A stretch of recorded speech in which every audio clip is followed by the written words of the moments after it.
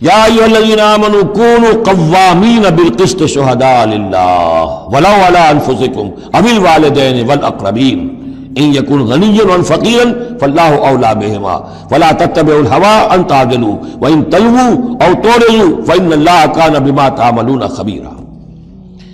اے اہل ایمان کھڑے ہو جاؤ عدل کو قائم کرنے کے لیے پوری قوت کے ساتھ۔ سورہ آل عمران میں ہم نے کیا پڑھا تھا؟ اللہ قائما بالقسط ہے، شہد اللہ انہ لا الہ الا هو والملائکۃ واولو العلم قائما بالقسط۔ جب اللہ عدل قائم کرنا چاہتا ہے تو اللہ کے اس دنیا میں کارندے کون ہیں؟ اہل ایمان، سپاہی ہیں، اللہ کے سپاہی۔ لہذا عدل قائم کرے گا اللہ دنیا میں اہل ایمان کے ذریعے۔ اللہ دین کا غلبہ چاہتا ہے لیکن اہل ایمان کو جانیں دینی ہوگی، کوششیں کرنی ہوگی، اثار کرنا ہوگا، قربانیاں دینی ہوگی، تب دین غالب ہوگا۔ لیکن یہ اندازہ کیجئے کہ کس قدر اہمیت ہے عدل و قسط۔ یہ جو سوشل جسٹس کا معاملہ ہے، جتنا زور اسلام نے دیا ہے، بدقسمتی سے آج کا ہمارا مذہبی طبقہ اتنا ہی اس سے بے بہرا، سرے سے انہیں پتہ ہی نہیں کہ سوشل جسٹس کی بھی کوئی اہمیت اسلام میں ہے۔ قانون کی اہمیت ہے، تعزیرات کی اہمیت ہے، چور کا ہاتھ کاٹو اس کی اہمیت تو معلوم ہے، لیکن یہ کہ اس نظام کو درست کرو، ظلم ختم کرو، ایکسپلائٹیشن ختم کرو۔ یہ سرمایہ دار جس طریقے سے خون چوس رہے ہیں اور چوس چوس کا جیسے مچھر پھول جاتا ہے ہمارا خون پی کر، اس طرح وہ پھولے ہوئے ہیں، آخر یہ پورا نظام درست کرو نا۔ یہ مشین جو ہے، یہ پورا نظام جو ہے جس میں کہ ڈسٹریبیوشن آف ویلتھ جو ہے اس کا نظام غلط ہے۔ ایک ایسی چکی ہے کہ آٹا پیس کر ایک طرف ڈالتی ہے، دوسری طرف ڈالتی نہیں ہے۔ ایک طرف بھوک ہے، کاد الفقر و یکون کفرا، یہ فقر جو ہے یہ تو کفر تک انسان کو پہنچا دیتا ہے۔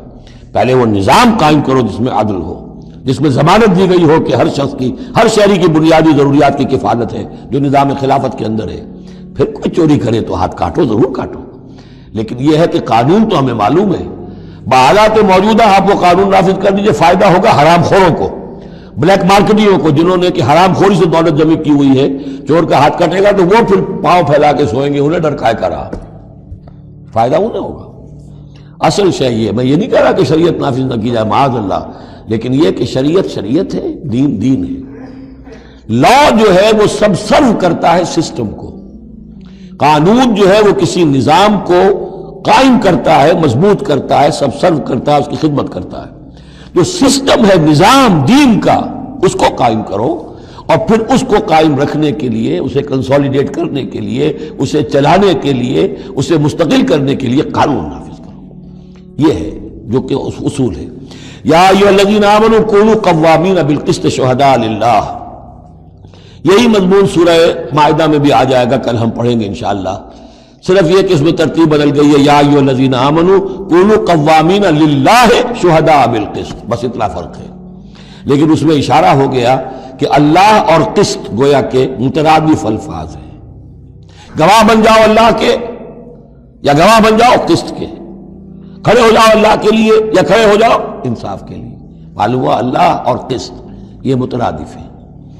یا ایھا الذین آمنوا کونوا قوامین بالقسط شہداء للہ ولو علی انفسکم، خواہ یہ انصاف کی بات تمہارے اپنے خلاف جا رہی ہو، او الوالدین یا تمہارے والدین کے خلاف جا رہی ہو، والاقربین خواہ تمہارے قرابت داروں کے خلاف جا رہی ہو۔ تمہارا تعلق عدل کے ساتھ، انصاف کے ساتھ، قسط کے ساتھ ہے، رشتہ داری کے ساتھ نہیں۔